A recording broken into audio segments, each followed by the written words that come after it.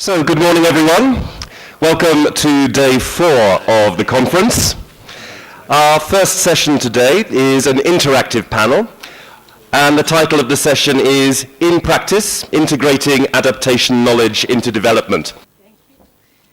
Thank you, Andrew, and good morning to you all. I hope everyone has had a very nice evening and a good night's sleep for this last day of the conference.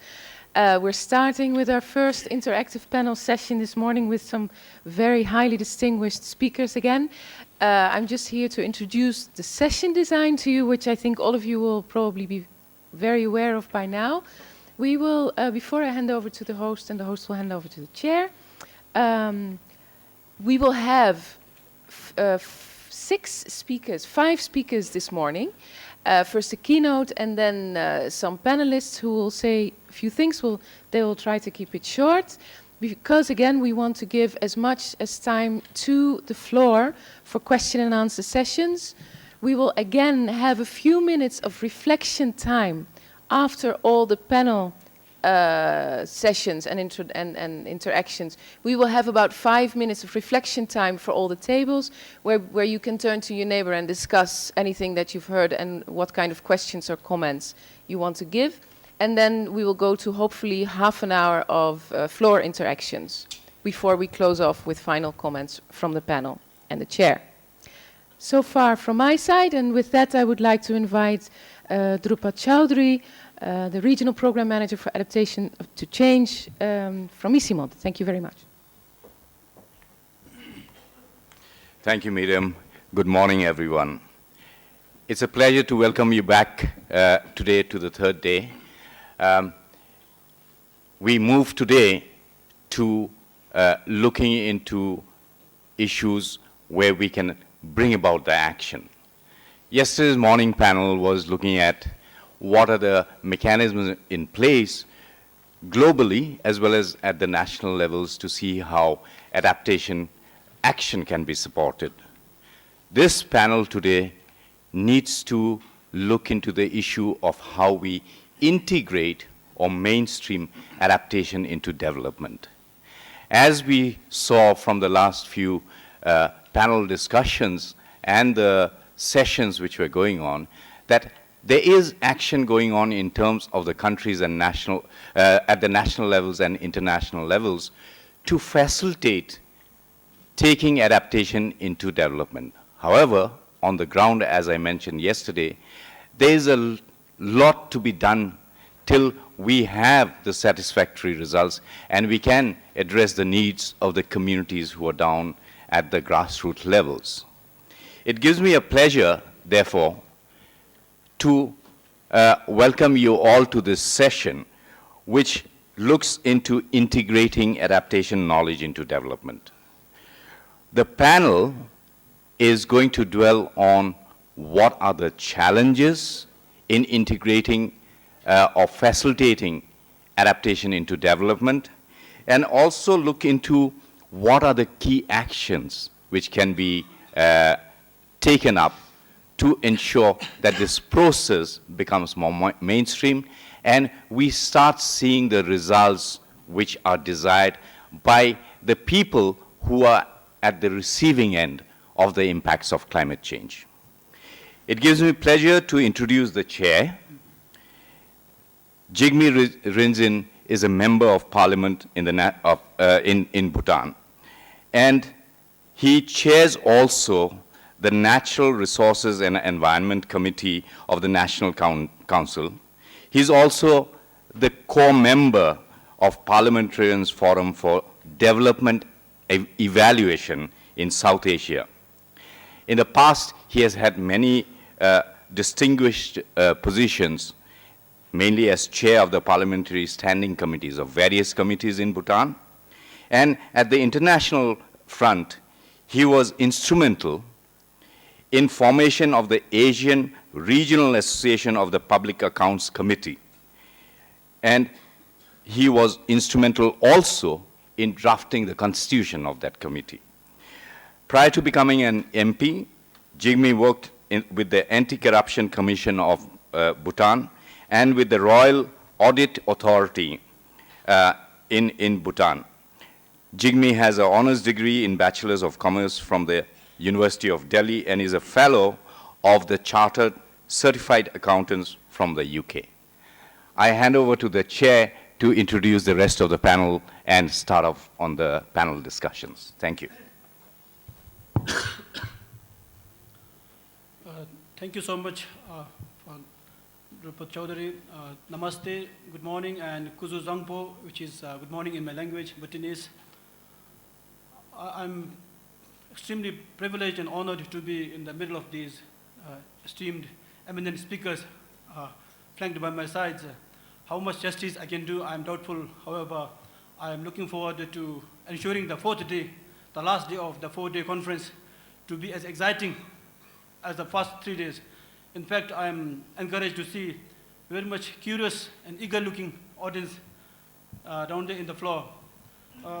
We have had a very invigorating, exciting dialogues over the last 3 days, often blaming from table to table, and being a politician and a member of parliament, one of the few parliamentarians in this conference, often I had to internalize many issues. I spoke very less on the dialogue cafes and other panels because I was involved myself in thinking, was it politicians, was it policymakers who are actually the cause of failures in bridging? What are the bottlenecks? Is it the money we don't have? Is it the technocrats who are not really doing? To this end, without further ado, I'll speak less, and then, as already mentioned by Miriam in the beginning, we expect more than 50% of contributions from the floor. I will straight away I'll start from my right, Marizo Busati.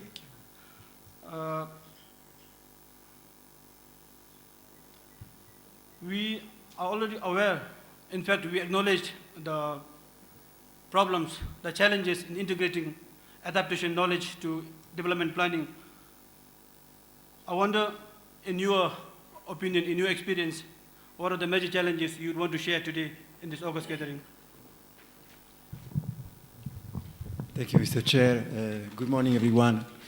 I'm the representative of the International Organization for Migration in Nepal, so I really will try to play safe in front of this audience and give you really sketch out a few examples as to why we believe there are gaps and the possibilities of narrowing them down, especially in the context that I know the best, that is Nepal, where I've been working for the last 2 years. Indeed, I'm sure that migration is not the first time that is actually voiced at this conference, and the relation between migration and climate change is not univocal. There is a thick web of interaction and influences, but indeed it seems to be now solidifying around an acceptance that migration can, in certain conditions, process, for example, now is featuring migration as in an that the discussion revolves around. But indeed, I see, and sticking to the questions and the time that I've been allotted, I see that one of the main gaps is certainly that there is a kind of a dual track, a dual mode in the development planning.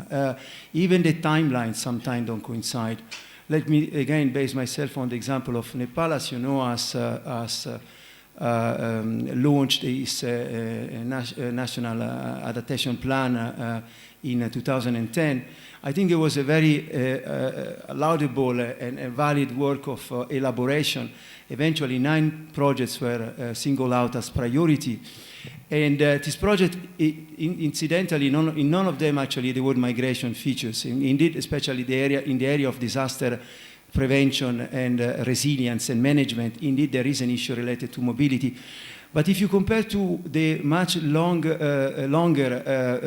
discussion and development of the national planning that in Nepal basically revolves around multi-annual development plan, we are currently completing the 13 plans, and the administration is bracing for the 14th plan. You see that there is a clear disjoint. The second gap that I would like to highlight is certainly I would say yes, knowledge, but more than anything else, a disciplinary gap, because obviously we are talking about administration that have different disciplinary and also different administrative cultures.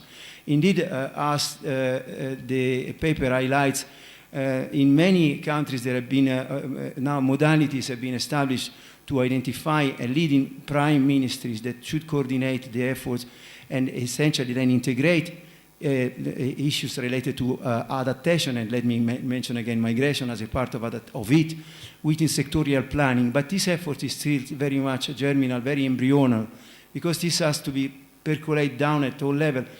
Not surprisingly, the framework for the elaboration of local adaptation plans, again, clearly show that there is a lack of capacity at the local level to make sure that what concepts, ideas, and also funding and resources are actually trickling down where they are most needed. When it comes to funding and resources, I don't think there is a lack of funding and resources. The Nepal situation is a case in point. Only part of the resources available could actually be absorbed or allocated through the NAPA. But indeed, there are these joints. I think we have to arrive at a more joined-up approach to the policy maker. To conclude, the three recommendations when it comes to migration as an adaptation, possible adaptation strategy, we'll have to see more attention to internal mobility. Too much so far has been the focus on international migration, but we know that internal mobility is a key issue that is still only partly tackled. The second, to look more closely at the contribution of remittances, but not only financial remittances, but also what the human capital the migrants are actually adapting and bringing back, and how could that be used as a possible adaptation measure. And finally, looking at the diasporas, this is an issue that in many countries that are represented here today is featured very high as a possible carrier and conduit of knowledge that could actually be used for integrating adaptation and migration as a part of it within national and local development planning. With that, I pass the floor back to the chair. Thank you very much. Thank you, Mr. Busati. Being the fourth day, we need to really keep the energy as we had on the first day to further enlighten the discussions. Before we proceed to the second panelist, I would want to request Dr. Hari Upadhyay to give his keynote address so that it will enlighten us to ask and bring forth very relevant, very eye-catching comments hereafter. Thank you.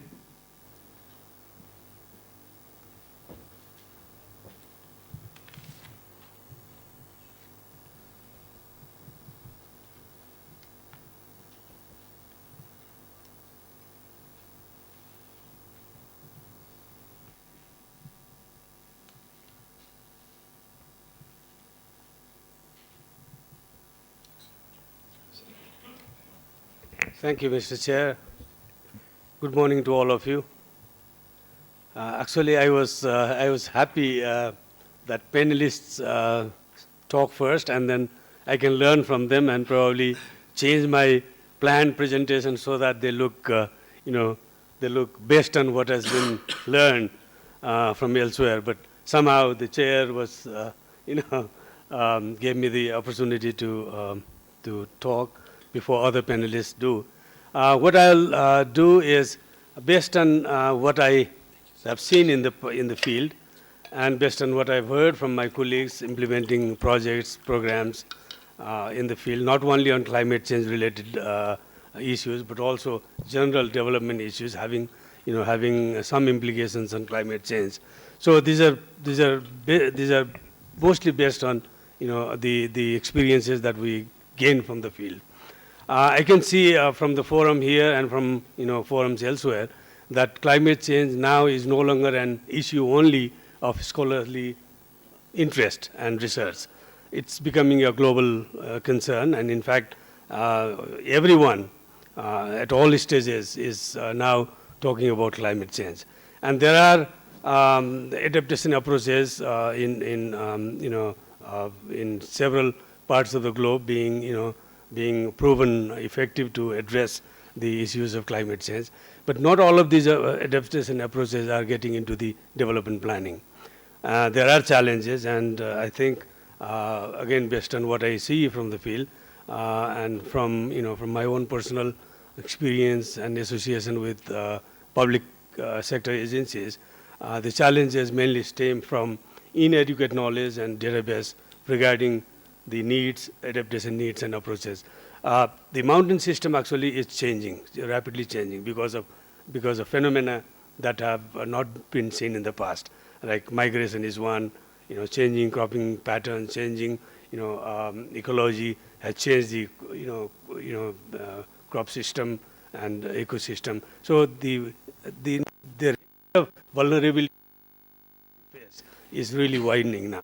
Now, this kind of knowledge, the urgency to adopt, and to integrate adaptation approaches into development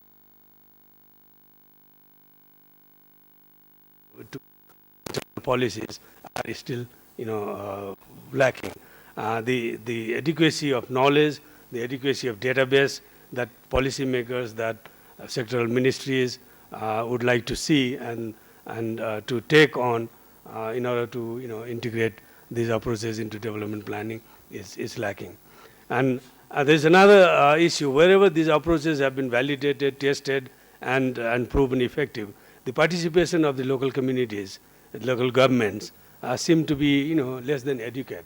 As a result, the ownership of these approaches from the very beginning don't seem to be to the extent that they could be easily taken to the development planning. So there's it's basically concerning with the participation and ownership of the local government and communities. The approach itself, the approaches themselves, are they really visible enough in terms of the impacts, in terms of the results that they have generated to larger mass? I mean, are they, do they have proven scalability so that they can be taken to wider areas and wider sectors? This is a question that policymakers and development planners often face while taking these approaches into internal policies and planning. Now, there's also an issue of sectoral orientation and the orientation of development planning towards meeting the immediate development needs of the people. I mean, public sector agencies obviously will have more incentive and more urge to address to the immediate development needs of the people, rather than particularly in countries like Nepal, for example, in areas where the people suffer from economic hardship, poverty, and other deprivation, where the present value of consumption is really very high. So in such circumstances, I think it's obvious also, but then we have to do away with that. Now, similarly, the major bottlenecks relate to, again, sectoral orientation in development planning. Like Agriculture Ministry has its own, sectoral plans and programs. The Environment Ministry has its own plans and programs. The cross-cutting issues of climate change, the issues that really affect the people from, across the sectors, do not get into the specific sectoral thinking. There is an issue of coordination, weak coordination. Now, coordination here refers not only among departments, between departments, but also across regions. Issues cross-cut, regions and often countries also. So there is a much, a much greater need to look into a mechanism that would establish a greater coordination and collaboration among departments, agencies, ministries, and governments. Again, what I personally felt is there are a lot of people have been practicing agriculture, people have been practicing their livelihood options since ages, and they have, they have had, approaches in place that are, truly adaptive to climate change. But many of them have not been, properly identified, documented, and disseminated. And I think this could be one way to open the eyes of the policymakers and also, other planners. Now, finally, there's another constraint, which is fund, particularly economies like, for example, low scarce economy low resource economy like Nepal, for example. We often suffer from adequate funds, particularly from our own, from inside the treasury, to invest. One study that I came across recently, said that some 13 to 15 billion dollars will be needed in South Asia alone. Some 14 to 16% of the global climate change funding, climate change related issues. Probably that would be a little too high for for countries like like Nepal. I think, having said that, is it then impossible to integrate development? Integrate into development planning the knowledge that we have gained so far? Is it really that difficult? I would say yes, it is difficult. It has proven to be difficult, but it's not impossible. Our experience again shows that my personal belief is that the integration into development planning, which is nearly as good as getting into the policy, or in other words, nearly as good as a policy change, can happen, is possible. And historically, from across the globe, I feel the most effective policies have happened, have come into place under three circumstances, under three situations. One, when there is a crisis situation. Examples are, for example, the household responsibility system that was introduced in China in 1978, and community forestry in Nepal, and talk about range of other circumstances. There can be political decision that can affect policy, and then best practice cases. Now, this is really crucial for us. We cannot create crisis situation. That is not the intention also. We cannot change the political decision maybe, but we can create best practice cases.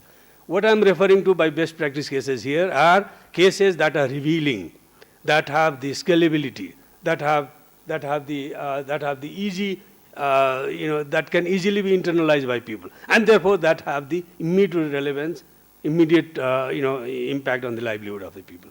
And this has, and we've experienced that can happen. One example is the commercial off-season vegetable production program that was introduced in the hills some 23 years ago in Nepal. Now, from the field, the national agriculture policy has come about saying, okay, we need commercial high-value agriculture in order to improve agriculture, in order to improve the livelihood of the people, particularly in the mountains. Now, this happened because in a short period of time, the results were so revealing, so impactful that the policymakers were the people who were there talking about, the media was there, and therefore there was a larger education and awareness. Thank you, Mr. Chair. This is all that I have to say.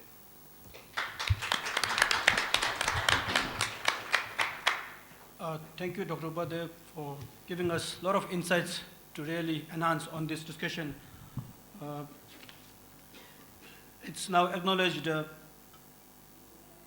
some of the challenges are inadequate knowledge, as we debated from the very first day, the adequacy of scientific reports available for policymakers and the public. And then when there is adequate information on the reports which will guide towards policy making and then eventually to practice, I think the participation from public is not that as it is required. Now, based on these few challenges and bottlenecks shared by the Honorable keynote speaker, I would want to go to our second panelist, Dr. Popolzai. Piggybacking on the points already shared by the keynote speaker, what are the key bottlenecks you'd want to share here? Okay, thank you, Chair. And ladies and gentlemen, a very good morning to all of you. The key question, the challenges, the integrating adaptation into development planning and action, the key challenges, it is the key question of this whole workshop. And I will share with you some of my experiences, ideas based on my experience in the Pakistani setting. And I'm sure that when you will analyze these ideas, you will realize that these are all common to the developing countries of the region as well as the countries which are present here in this workshop. Now I have divided them under 4 different tiers, and I'll discuss in 4 subheads. The first one is the national institutional capacities. We all know that policies are formulated at the national level, and there is a need for mainstreaming of adaptation plans. How we do that? There is exchange of experiences on adaptation through network of experts, sharing and integrating global and regional experiences. These are, we know that, people-centric approaches, and there is involvement of almost all the stakeholders into them. Now, there is also a need of integration of adaptation activities among various line ministries if we want to make a policy. And all those line ministries have to be taken on board. This is a key element in this whole process, and how we do that. I'll just quote one of my experience in a Pakistani setting. And if we take climate change as a model, in Pakistan, there are 4 main ministries involved in the policy formulation. The first one is Ministry of National Food Security and Research. The second is Ministry of Climate Change. The next, third one is Ministry of Science and Information Technology, if we want to integrate the scientific knowledge into it. And the last one is the Ministry of Planning and Development.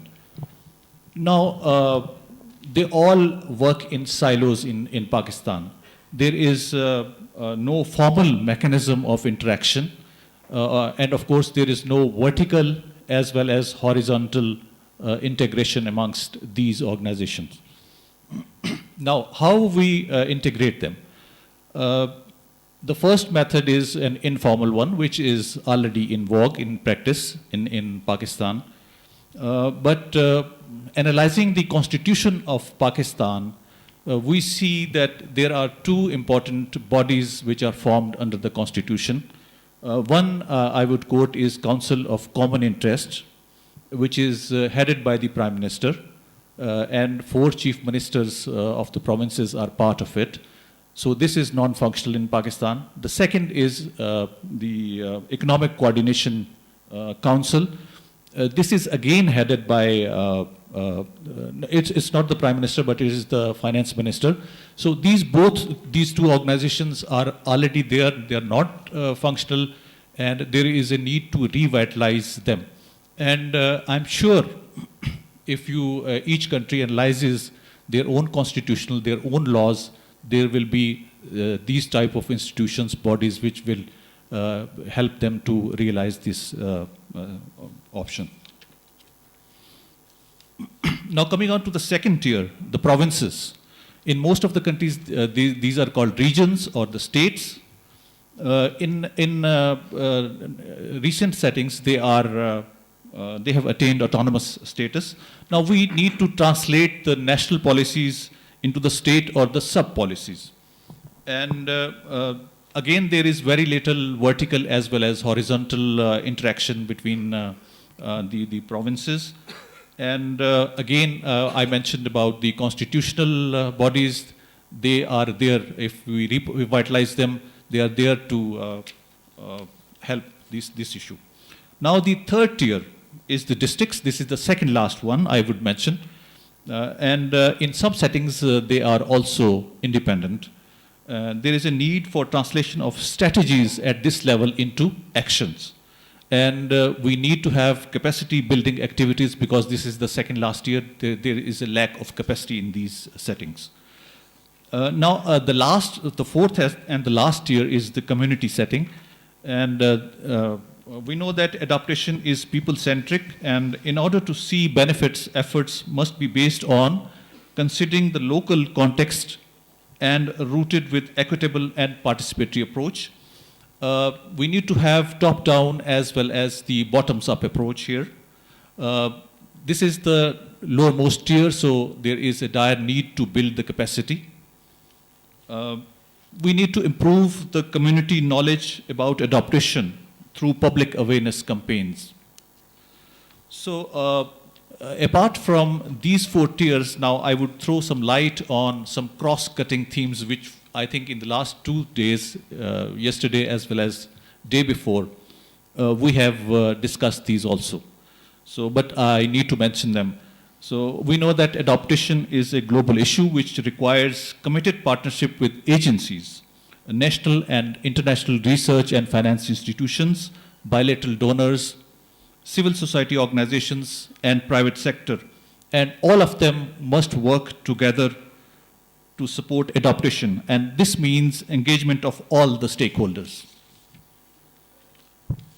Now, adaptation efforts must be streamlined into priority themes and actions to ensure consistent policies for action and long-term progress. Adaptation must be driven by specific needs of individual communities, and we discussed yesterday there are 3 or 4 themes. These should be beyond boundaries, identification of national and ecological boundaries, translation from NAPA to LAPA, upstream people taking care of the downstream and downstream for the upstream. Now, the last but not the least is the political buy-in and sensitization of the local leadership. So with this, I end my presentation. Thank you very much.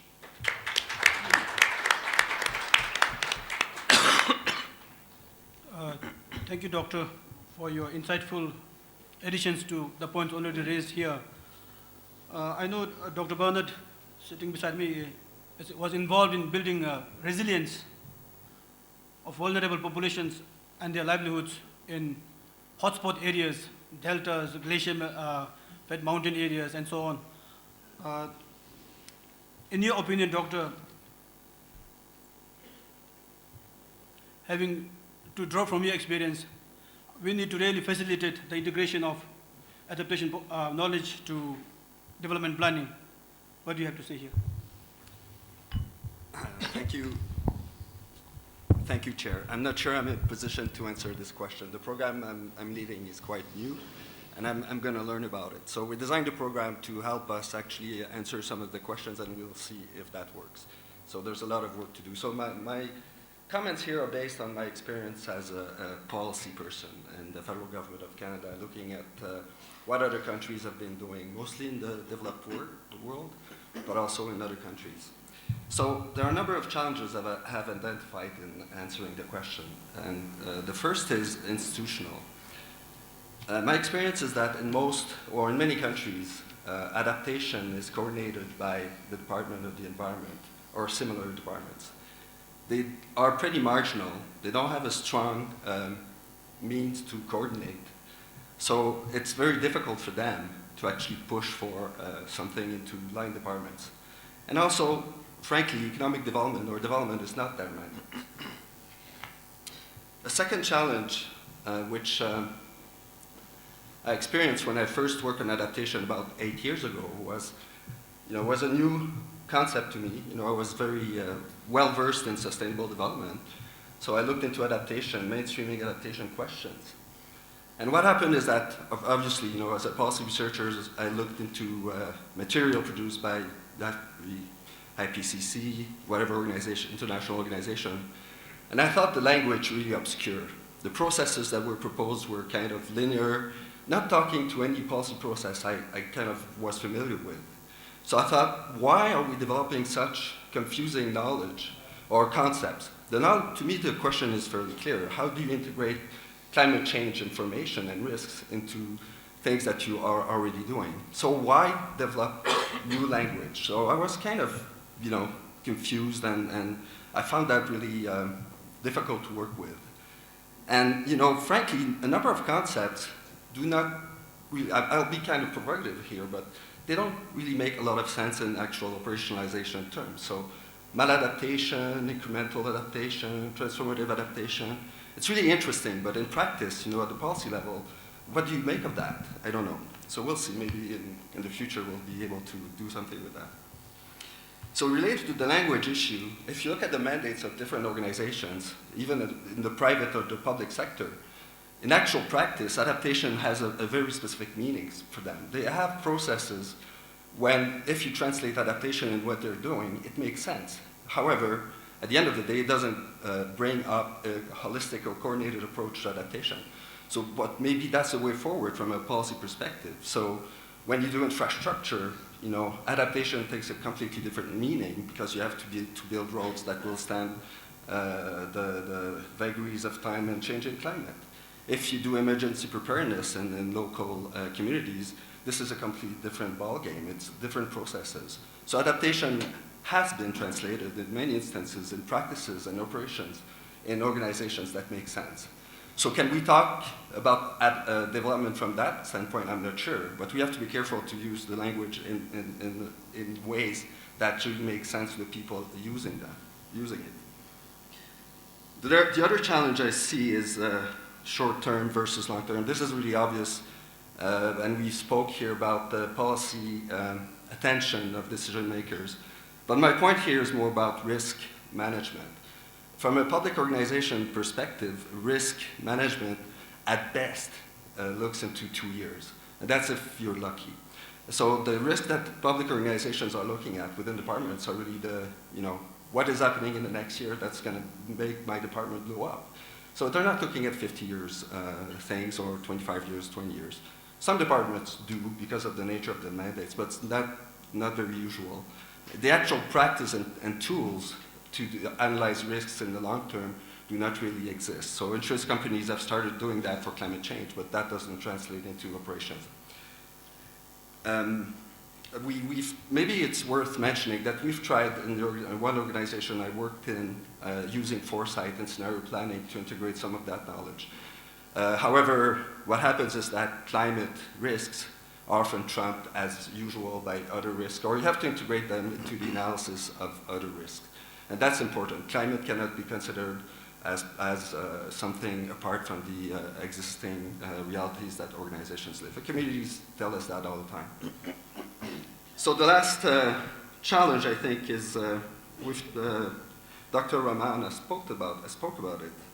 It's a notion that if you take adaptation seriously and if you can sell the positive aspect of planning in the long term and the opportunities that planning in the long term can bring for development, what happens is that then mitigation can take a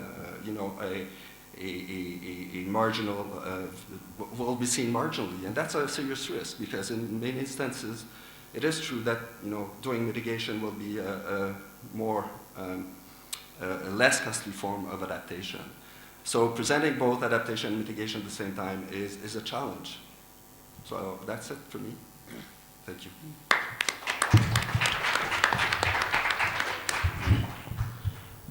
Thank you, Doctor.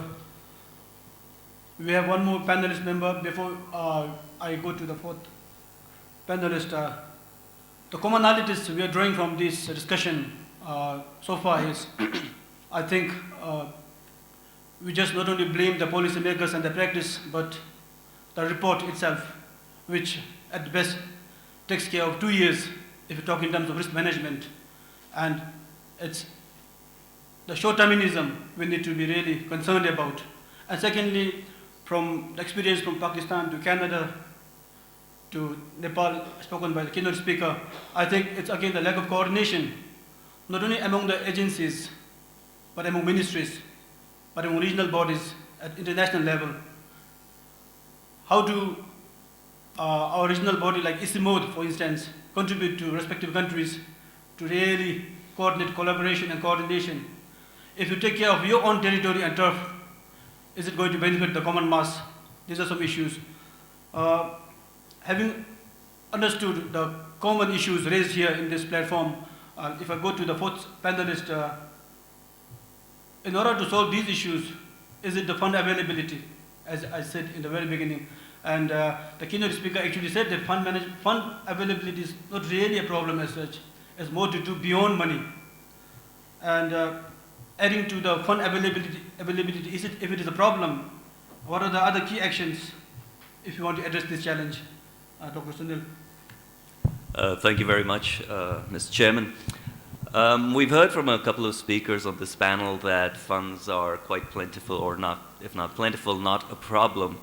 And I initially came to the field believing that was the case too. However, I have been traveling in Nepal for a couple of weeks to do some research on especially this issue about institutions and funds and what are the constraints. And I'd like to relate a couple of experiences that I've had to shed some more light on this matter. And the first, couple of weeks ago, I went to the Koshi-Tapur Reserve, which is a very important bird sanctuary in Nepal.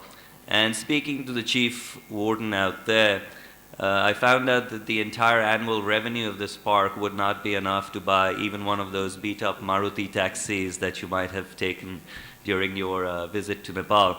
So there is definitely an issue of, are there enough funds available in the places that need it?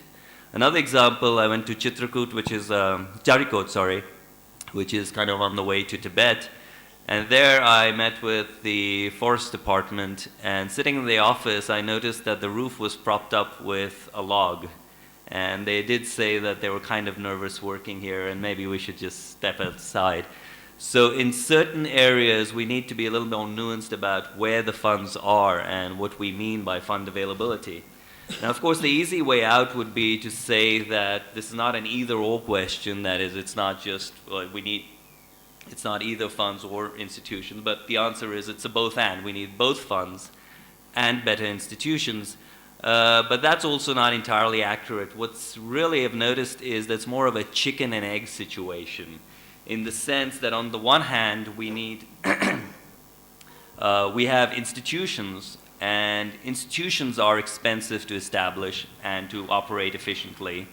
But on the other hand, if we don't have effective institutions, then the money that we do put into them just leaks out. So what do we create first, better institutions or put in more money? So if we put in more money towards it, we're going to notice a lack of institutions. If we try to establish institutions first, we're going to quickly run up against funding constraints. Now, how do we tackle this from an institutional perspective is what I'm trying to address here. And over the last 3 days of the conference, and even today, we've had some messages that have been repeated quite a bit. The first one is that there's a lack of effective communication amongst the various stakeholders. So basically, people that need to be talking to each other are not talking to each other. The second one is that climate change adaptation is a question of risk management, and especially in terms of pricing risk in order to take adaptation action. And we're basically not addressing this as a society. And the third issue is that we need to have mechanisms, excuse me, we need to have mechanisms to address the trade-offs between immediate growth needs and long-term adaptation needs, and ideally go beyond trade-offs to generate co-benefits. So what this means for our work as social scientists is how do we address these needs from an institutional perspective. Now, if we look at it from an institutional perspective, then we have basically two issues to look at. One is the actors and the capabilities that they bring to the situation, and the second is the arenas, that is the spaces in which decisions are made, the frameworks and the rules within which they operate. So that's basically what we need to work on. And within that, I think there are four issues that are important that we address even more intensively over the coming years. One is, what are the knowledge and attitude changes that are required?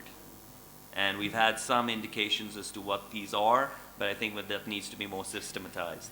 The second is, and this is very important, how do decision-making protocols need to be modified? And this includes thinking about new spaces and new institutional structures. The third issue is, how do existing incentive structures within government especially, but also outside government and in the donor community, how do they need to be modified? And the fourth important thing is we really need to go back and look at this funding issue and see what are the resources needs really and how can they be better quantified. So the short answer to this would be that there's definitely an institutional constraint to dealing with climate change adaptation, and we have to recognize that institution building is an iterative process, but we should also recognize that critical institutions are grossly underfunded at this stage. And related to that, I'd like to throw out a provocation, and that is that over the last 20 or 30 years, a lot of the intellectual academic community has been sort of marginalizing government, and that's as much from the neoliberal market perspective, where the idea of privatization, taking things away from government, is popular, as well as from sort of the activist perspective, where things should be taken away from government, put into the communities. In a sense, we've weakened the very institutions that we need to deal with this issue. So I think a more intensive exploration of how government can become a more effective partner institutionally in dealing with these changes needs to come to the forefront of the social science agenda, especially from the institutional perspective. So that's my comments for now. I'd love to contribute a little bit more later in the discussion section. Thank you, Doctor. Thank you so much, Dr. Sunil. Another key observation is institutional framework. We have money, but who will use this money? Who will implement these projects? We need institutions manned with capable technocrats and bureaucrats, managers. I think that's the message Doctor is also trying to get at. And then once we have capacities in terms of personnel management, do we have proper check and balance mechanism? Especially in the developing world, often it is blamed the governance is not good, the donors are not happy with the outcomes. So we need to really ensure ourselves the money given to us by the donors are well spent, and the public service is delivered to the intended beneficiaries. To this end, I think, again, the doctor also subtly touched upon the governance structure, if I understood in the proper perspective. With this few observations from the panel here, I would want to open to the floor for participation. Thank you.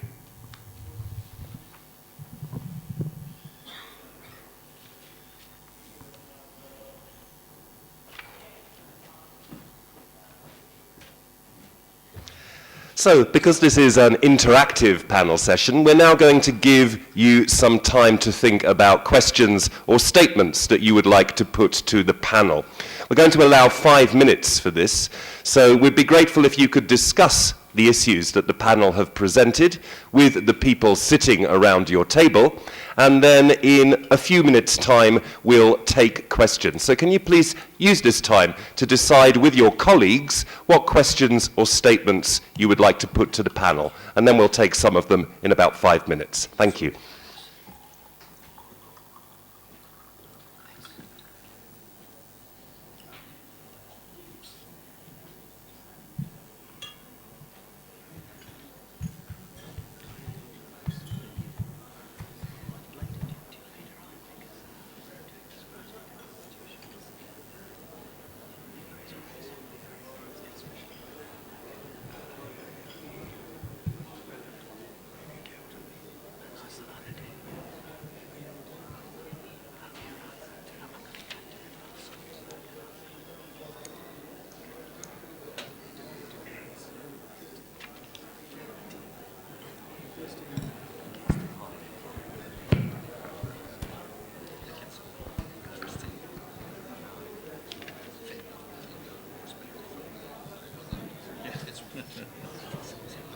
Let's see what happens.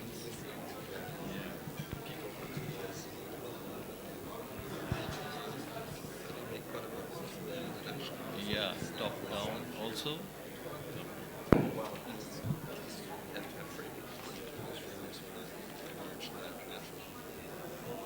From below left.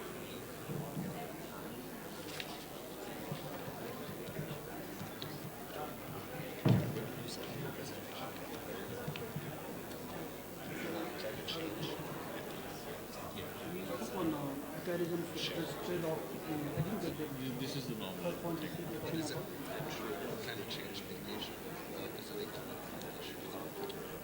Both.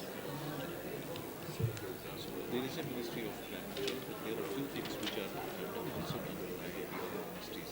So yeah, in practice, all these ministries should be on board. for any sort of policy which relates to climate change. That is the real issue which I presented, that they are actually supposed to, but there is no formal mechanism. So we need to formalize it. This is the key. So, but the issue is that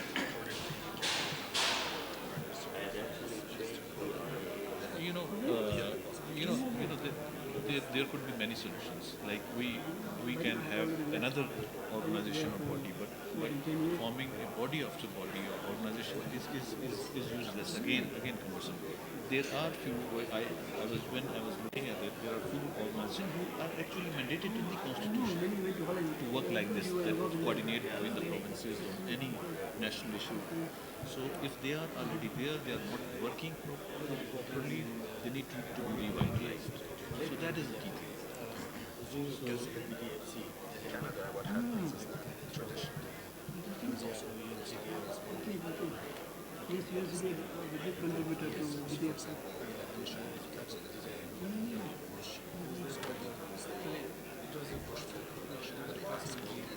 And lead.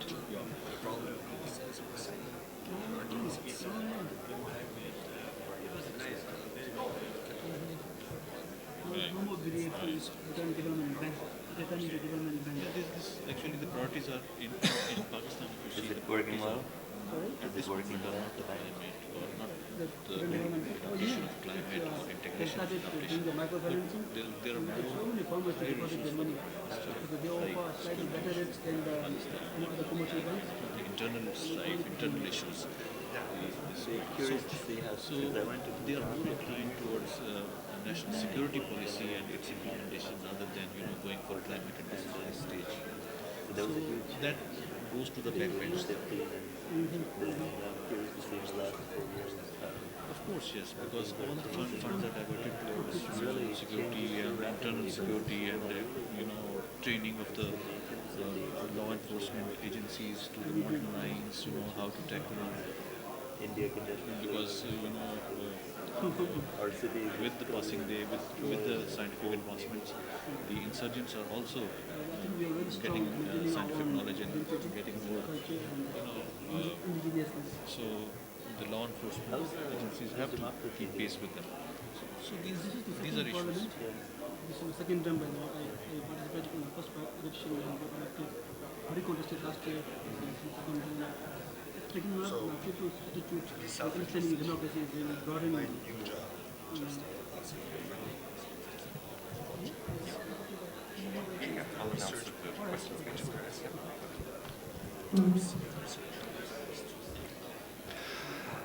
So, I hope you formulated some interesting questions and comments for the panel, and we'd like to begin taking those questions now.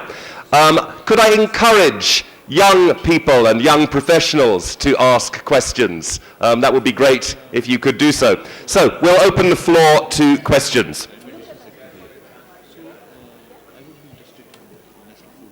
First, second. Forming the national food security policy at this time. So that's right, and we need to have some sort of Thank you so much. nutrition is I would like to in the make two backbench observations, of not food questions. security. One So thing that throughout the 3 days discussion, we always miss the mountain perspective. We never discuss about mountain. And these generalized discussions, very good knowledge which is being shared over this platform, can help us developing a climate adaptation framework for any region, any ecological regions of the planet, but not to the mountain. Unless and until we address the critical ecological components of the mountain, the vulnerability of the mountain, the marginality of the mountain, the fragility of the mountain, so we cannot have a generalized adaptation policy for the mountain, and this is not going to help us. And unless and until at this platform, in the mountain specific conference, we do not discuss about the mountain, how we could expect that the problems of sustainable development, the people's aspirations and voices of the mountain people should figure out in the international development agenda.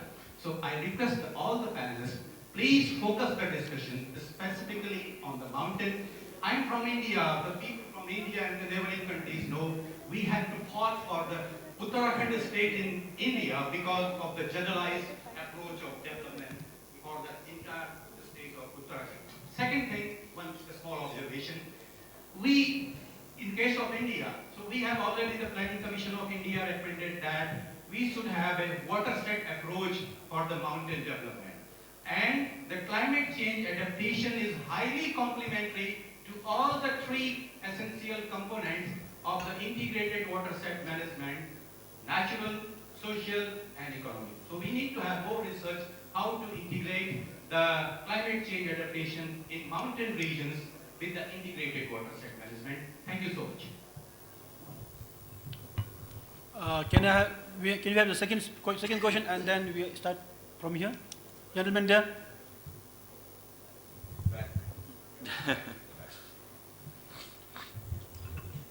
We'll go. We'll have gentleman here first. Our table have a question and suggestions.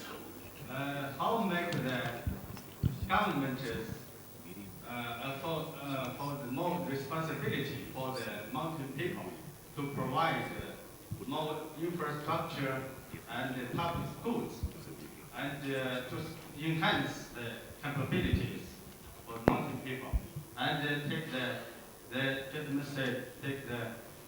mountain people's needs into the national plan and the local government's plan. One speaker there at the back, a young one like me. Hi, it's Khadija from Pakistan. I think the most focused point, or you can say challenge, is transparency of development plan for better participation of local people. Thank you. I need to know the strategy or what could be the mechanism or what can we do about it. Did we get the question? Yeah, I think so. I think we'll take these three questions first before we proceed. Panelist?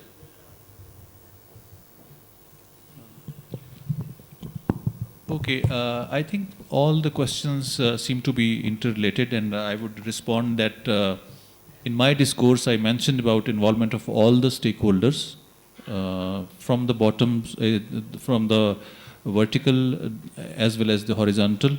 And when we involve all the stakeholders, this means if we are formulating a policy on climate change, we involve the mountain people also. So this is an approach which seems to be broad, but when you trickle it down to the local involvement of all the stakeholders, this will include, this rather should include all the required people who in fact matter.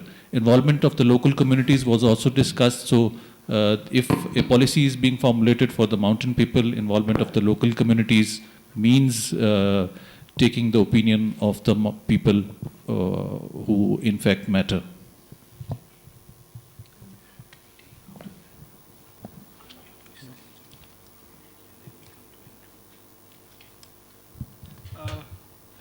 Yeah. Well, I fully agree with your observation that the work that we do should be mountain focused, and I think the point that you made about the establishment of a separate state is very important because the needs of the mountain peoples are very specific and very different from the ones of the plains. That being said, and I know in different countries across the world outside of Asia, countries that are more developed, the mountain regions that usually have a special status. And that is something I think in India also several mountain regions do have special status and do have special laws that protect mountain people from, let's say, plains people buying up property for vacation homes and changing the whole economic structure of the region. So I agree that there should be a mountain focus. However, some of the issues, especially in terms of institutional development, are more basic. And the needs, especially in terms of affecting the national policy so that a mountain focus can be generated, is also important. In terms of the participation of local people, that's very important. Again, in mountain regions, that creates special difficulties because, again, I've worked in a number of different mountainous countries, Nepal, India, also Georgia and the Caucasus Mountains.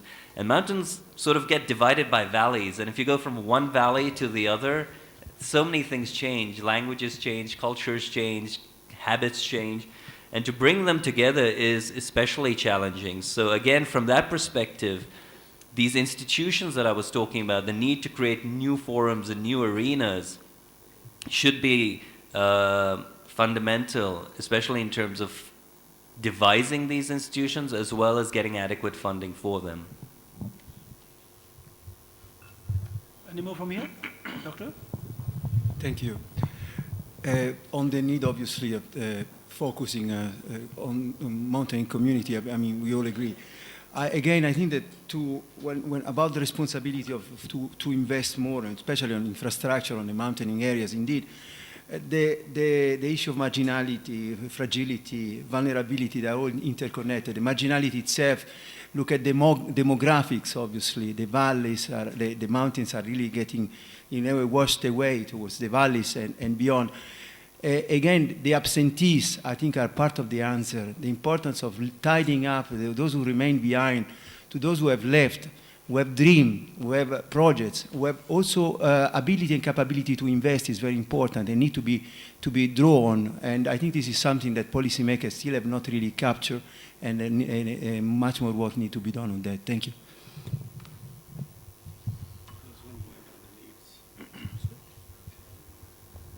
Our keynote speaker here. Actually, just a quick point on the reflecting the needs of the mountain people in development plan. I think partly because of the specificities that mountain people have, and also partly because normally mountain constitutes a smaller constituency in the entire political scenario. So given the need to respond to the immediate development needs, these mountain specificities in the larger country context get sidelined. And it's true that the needs are not really truly reflected, and as has been said, maybe both because of specificities as well as because of the size of the constituency itself. Thank you, Doctor. We will have 3 more questions from NES corner there. Good morning. Just wondering, because actually the conference title was talking about mountain people adapting to changes. To adapt to change. I think the change is not only climate change, but also other changes drive people's behaviors. So I think it's also important to look at drivers for those changes and how people adapt to changes. I think climate change is one of the actions to respond to those changes, but also maybe government policies and the market. Also there's, I think, other drivers for those changes. So I'm just wondering if, look at this, when different countries in the mountain maybe will have different status and different stages, and also different drivers. So for instance, in China, maybe the government policy is a major driver for the changes and the people adaptation to that. Then maybe look at the country that Nepal, maybe we have strong local institutions, or Pakistan maybe on different cases. So I think maybe different countries will look at different aspects and look at different, focus on different knowledge and how we can integrate, focus on maybe the drivers of changes to look at, to integrate those into development. And also government agencies, maybe as adapting to climate change, maybe is integrating to different sectors. And it also maybe make it difficult because maybe agriculture sector, they are focused, and maybe water resource sector, they also have their focus. So I think it's also difficult to integrate those agencies working together. That's all. Second question, yep. Morning.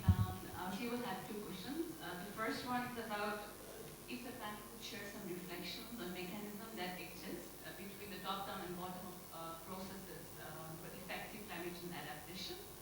And the second question is building on Dr. Tonka's intervention about maximizing or going beyond trade-offs between climate change development. If the panel could share some reflections on any concrete examples which have gone beyond trade-offs and also maximize co-benefits between climate change and development. Thank you. Can we have 3rd question, please? Another young one there at the back.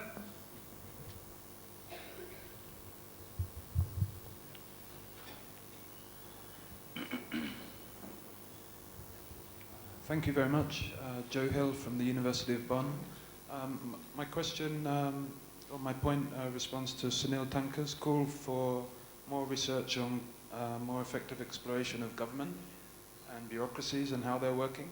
And my point relates to research permissions, especially for foreign scholars. And just that a lot of the time it's quite difficult to get research visas. It's very easy to get a tourist visa, or if you're a businessman, to get a business visa. For many other countries, research visas is quite problematic. So I just wanted to raise this issue. Thank you.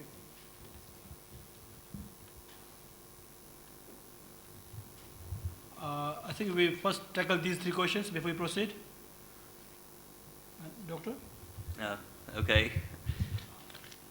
Well, given that for the last 25 years I've been traveling on an Indian passport, I'm quite familiar with visa problems.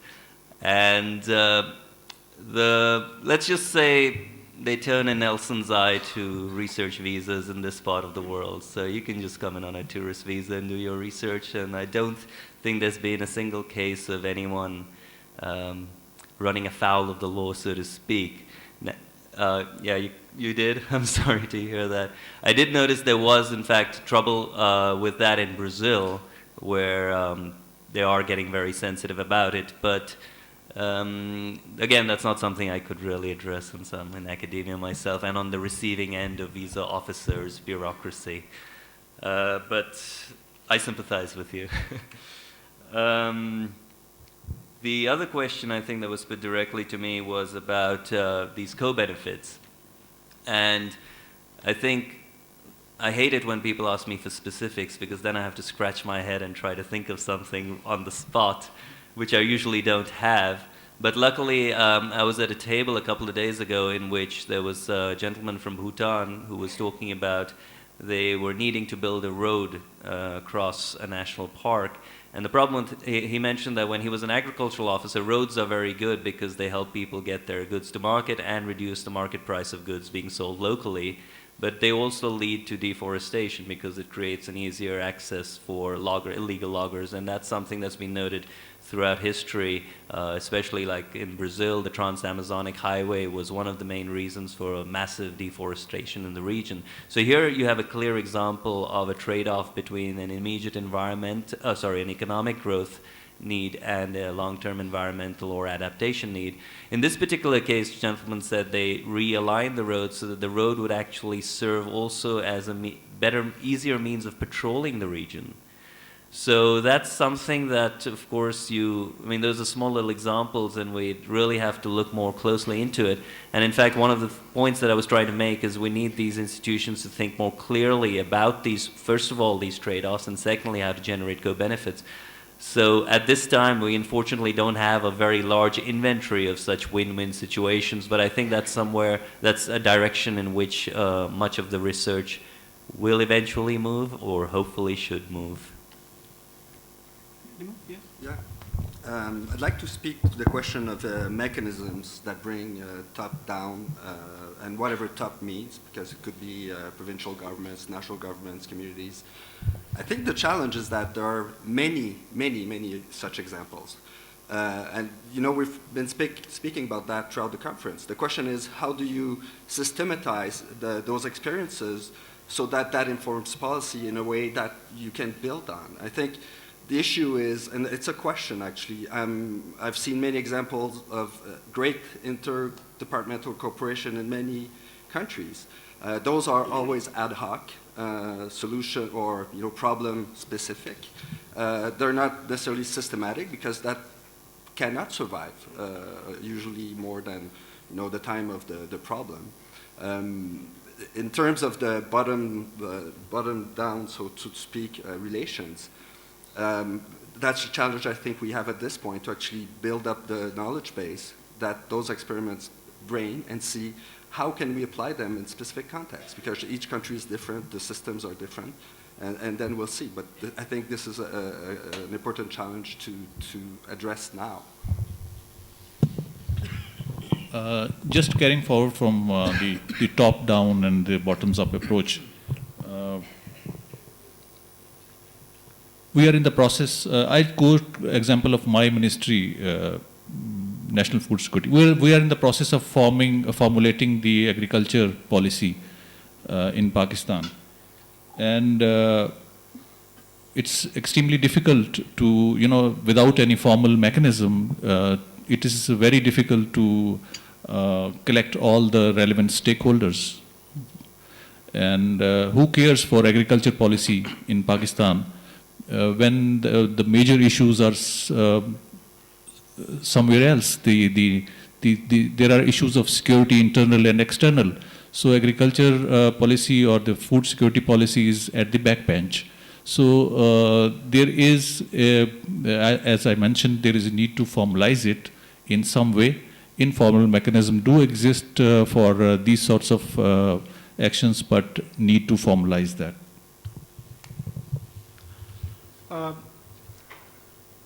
I think there are so many pertinent issues raised, including Chinese experience. The Chinese government policy is one of the key drivers of change.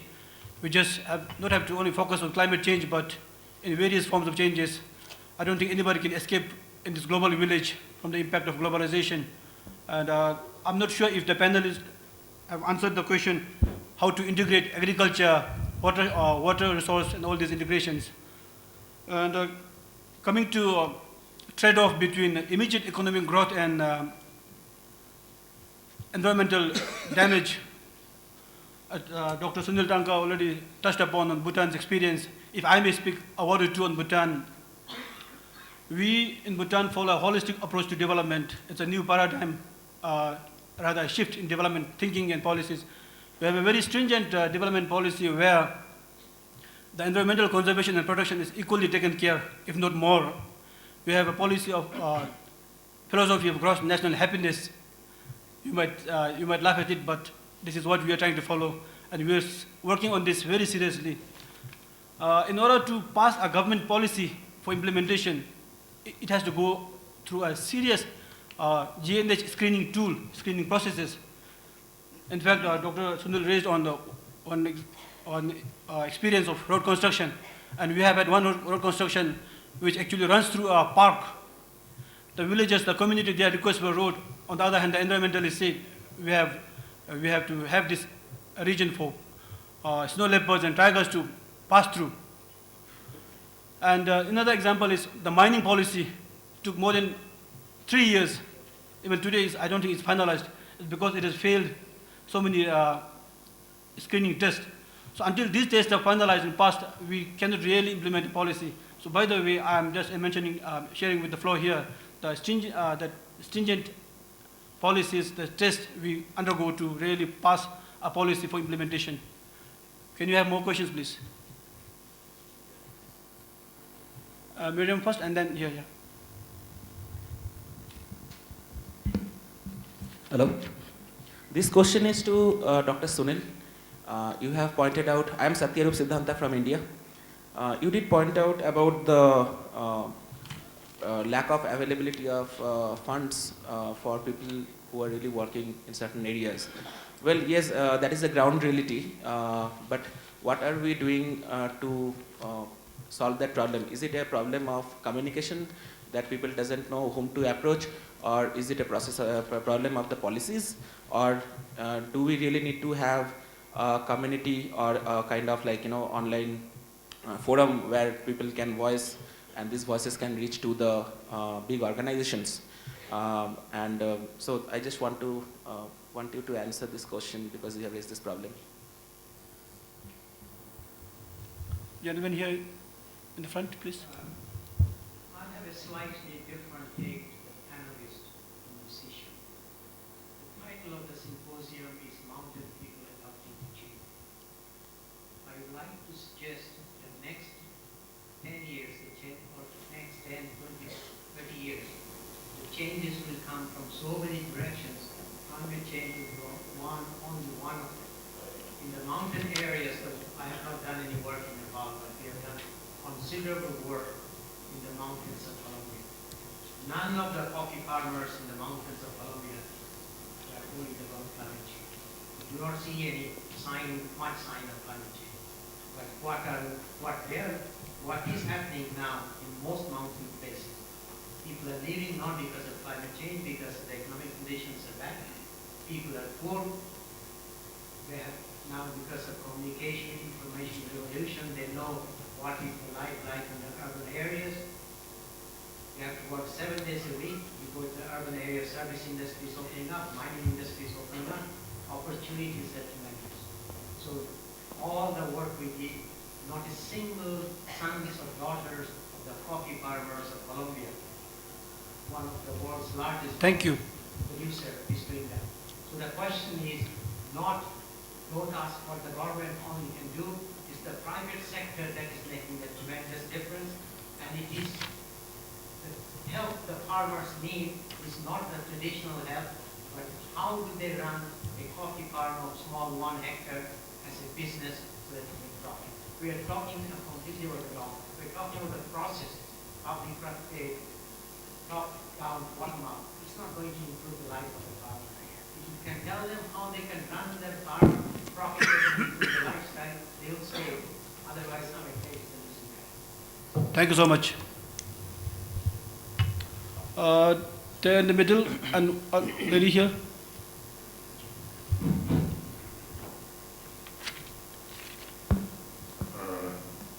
Thank you. My name is Dorjo Unchu. I'm from Bhutan, and I work for the Royal University of Bhutan. Yesterday, I think the session we had on linking the dots. I think we talked about scientists. The scientific community has a very big role. Next to that was media houses, another big role, and then of course politicians when we discussed about policy change on climate change. And then the last dot we talked about was government institutions who will implement the policies. To me, I think when we talk about climate change, I think the most important group of people, I think, in a part of the world are, especially in the developing part of the world, I think the farming community, the farmers, and then the local, together with the farming community, the local institutions. I think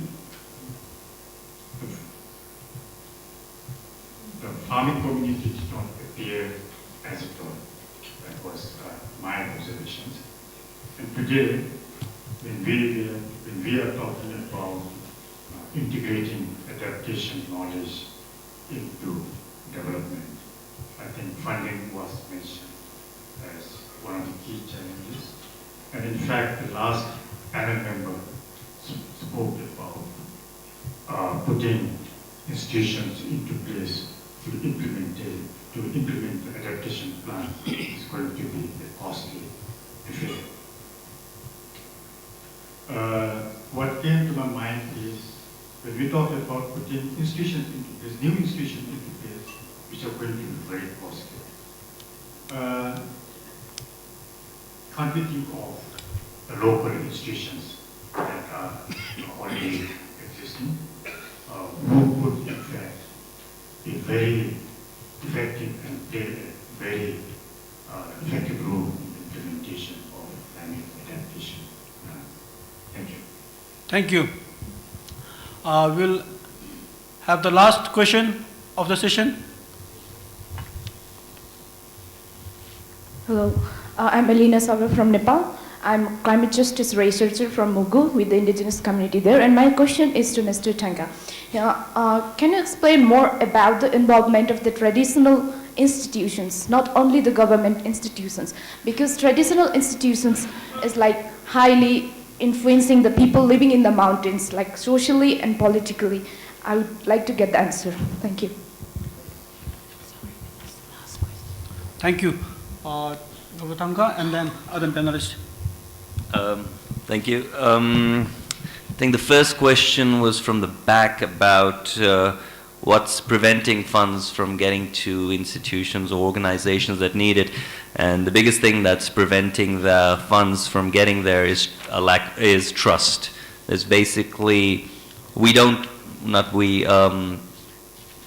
in general, in the collective, we really don't know anything about a particular organization that is established. Is it trustworthy? Is it just a way to get money? Is it an NGO? Is it a real NGO? Is it a business? So in terms of the information asymmetry that exists between the people that have lots of money to give and the lots of people that would like a little bit of that money, is the main roadblock right there. So I think in terms of facilitating that flow of funds, we need to think of new and innovative ways to overcome that information asymmetry, to establish that certain groups or certain initiatives are trustworthy and not just there to take the money.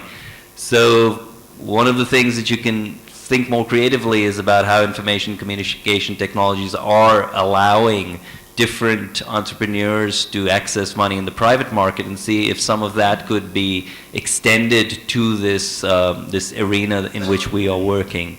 But to reiterate, I think it's basically an issue of trust and the ability of the people giving money to adequately monitor where their money is going. And in fact, that's creating an even bigger problem, because a lot of money is being spent in monitoring where the money is being spent rather than on the effectiveness of the interventions. Then there was a very pertinent observation about coffee farmers, right? And I fully agree with you. I have a bit of a heretical view on that, in the sense that wherever I go in these communities, people are leaving farming, and farming for many people is not what they want to do. And if you look at the development trajectory of other countries, one thing that is common through all of them, whether it's the United States, Europe, China now, or in India, there's increasing urbanization, which really means that farmers are leaving their farms to go work in cities. So the question of adapting is not so much about preserving their farming activities, but seeing what kind of other activities they can create.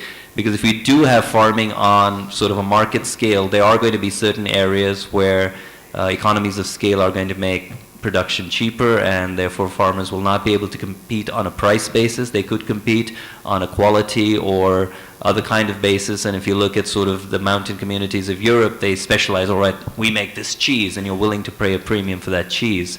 So you really have to differentiate if you want to keep mountain agriculture alive. It's not going to compete on price. And in Charikot, when I went, they said, you know, it's cheaper to buy basic staples that come all the way from India than to grow it there. Even if you take away, make zero labor input cost, just the inputs, the other kind of inputs would make it uneconomical. So there's really not much that can be done when we're in a market situation for that. So basically there you have to look at the product differentiation if you want to keep them in that kind of activity. Otherwise, you have to look at different kind of activities. And if you look at Europe, most of these mountain communities live on tourism now, or many of them do, or they live on certain specific what they call denomination of origin products, where you're paying a premium because it comes from Charikot and not because it's just a potato. I think another question was about local institutions, from a gentleman from Bhutan, and how, should we have new institutions or use local institutions? Well, the answer is, if the local institutions are currently not effective, then as they are, they will not work. So we still need an expensive intervention, either in terms of building the capacity of the local participants, or in terms of creating forums in which they can interact with the other actors with whom they need to interact in order to make them effective. So either way, I don't think we're going to get away from the fact that this is going to be an expensive process. And then a young representative of an indigenous community asked about traditional institutions. And I think, well, first of all, my disclaimer is that I haven't yet studied traditional institutions, so I cannot give an educated answer to that. But I would assume that, again, if traditional institutions are currently not being effective, then we're going to need more investments in order to either change the environment within which they work, or to capacitate them to blend their traditional knowledge with the kind of knowledge and activities that they need to become effective advocates for their local needs at a regional as well as at a national level, or even at an international level. So again, we need more funds to be properly directed in these regions. So yes, I'm a big advocate of traditional and local institutions, but we can't just say they're costless. They are expensive to operate. Yeah, maybe a question, comment on market institutions. I think it is certainly right that integration to markets is important, but there are market failures, and sometimes the issue is how to get some innovations that will allow communities to actually remain in the farming business, or people to be able to bring some innovations at scale so that they can continue and others can benefit from that. So the question is, how do you meet those market failures? We are funding some research to help link the research to market players, but in the longer term, there will need to be some mechanisms, and there needs to be some kind of intervention by some governmental institutions at some point. And it's always a guessing game. It's like any innovation phenomena. Okay. You have anything? Thank you. Actually, this is quite an interesting issue raised, was relating to the drivers of change. It's very true that the drivers of change in the mountain do not only include climate change, but there are a range of other drivers like markets, institutions, policies, geography themselves. So my contention there is, any intervention, any development intervention that responds to the geography, ecology, and the potential of the mountain area, at the same time addresses the livelihood needs of the people. I think that's a fine, that would be a fine balance, between development and climate change. And one such example I tried to give you earlier was the off-season vegetable production program in the hills, in the mountains. So when the flat plains cannot produce, do not have the enough temperature, do not have the temperature and other climatic conditions needed for vegetable cultivation, mountain people can do it. And so there is a readily available market downstream. So that enhances their economic base as well as livelihood option. Thank you, panel. We have roughly more than 5 minutes. If I may wrap up under 4 or 5 points from this very exhilarating discussion. I'm not sure if I have comprehensively covered. I'm sure the reporters would have covered, would be complimenting me. One point we acknowledge in this discussion today is inadequate knowledge and database. This started from the very first day. Some of us even blamed the IPCC's report for not inclusive enough. Some said IPCC report may not be comprehensive, but it provides analysis. So at the end today, the fourth day, first point we acknowledge, as far as I'm concerned, is inadequate knowledge and database, which the scientists should come to the forefront. Second point is lack of participation from local community. Well, it could be true, but why is there no participation from local community? Do the scientists give enough focus on them? Do they listen to them? Do they ask questions to them? I think over the last 3.5 days, we acknowledged the importance of microclimatic patterns to be recorded, to be documented. If I may say, valley to valley could be too much, but if you cluster a specific area where you record documentations of weather patterns, because of topography, it's not easy to determine, predict weather in mountains than in the plains. In so doing, it could be true that communities are getting marginalized. So in order to bring them on board, to mainstream, I think we need to focus on our local knowledge, local community, and their indigenous skills. And to that extent, I think the private sector concern mentioned by Dr. here in front will also be taken care. Third observation is institutional constraints. It could be governance, whether it is top-down approach or bottom-up approach. If you do not have good mechanism in place, no matter how much you are endowed with resources, we may not be in a position to fulfill the final objectives. And if you have good governance structure, I'm sure we will have good mechanisms and we will have a proper institutional framework in place. And if you have this, I think the multiple drivers of change, not just the climate change, but market change, governance structures, all this will be taken care. Fourth one is very important observation, mechanism to address a trade-off between immediate economic growth and environmental degradation. I think this has been acknowledged in this hall. If I may quote from yesterday's bulletin here, Dr. Babar Khan of WWF Pakistan, if you are here, had called for a need to strike a healthy balance between conserving need of ecosystem services and the development needs of communities. I think this ICIMOD conference on mountain people adapting to change has brought this into limelight. Last but not the least, to do all these things, to ensure that we achieve all these discussions, our issues, I think we need resources, we need money, we need managers, we need bureaucrats and technocrats for this. Some say we have enough fund, some say we do not have money. Dr. Sunil argued money could be a problem in developing countries. So if you have money, we can take up these issues. So for the investment to come in, we need donors to come in, we need your support, we need your money. With this, I would like to end the session here. Thank you so much. Thank you.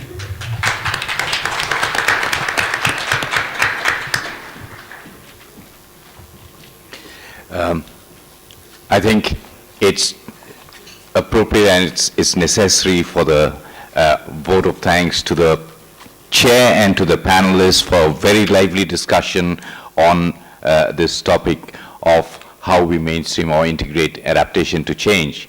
The chair, as we would all agree, has managed the whole panel and the session so well, ensuring that there's enough interaction from the audience to take in different views, different questions, and to then focus on the topic.